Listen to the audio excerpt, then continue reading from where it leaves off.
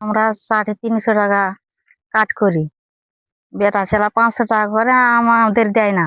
জমিতে ঘাস তুলি দিয়ে তাতে আমরা পুরুষের এরকম কাজ করি, তাতে আমরা বেতন পাই না, 500 টাকা তো পাই না আমরা।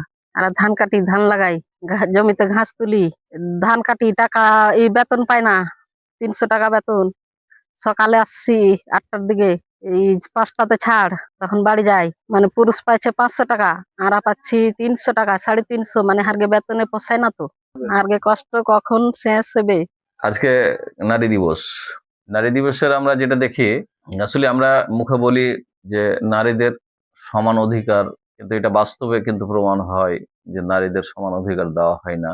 এগুলো দেখা যায় নারীরাও প্রান্তিক পর্যায়ে কাজ করে, পুরুষেরাও কাজ করে। সেখানে নারীদের বেতন দেওয়া হয় 300-350 টাকা পার ডে, এবং পুরুষদের বেতন দেওয়া হয় 500 টাকা। এখানে কি করে নারীদের সমান অধিকার দেওয়া হলো? কাজেই বর্তমানে বাস্তবে দেখা যাচ্ছে যে নারীদের সমান অধিকার দেওয়া হচ্ছে না। আজকের নারী দিবসের প্রতিপাদ্য হওয়া উচিত যে আমরা সমান অধিকারী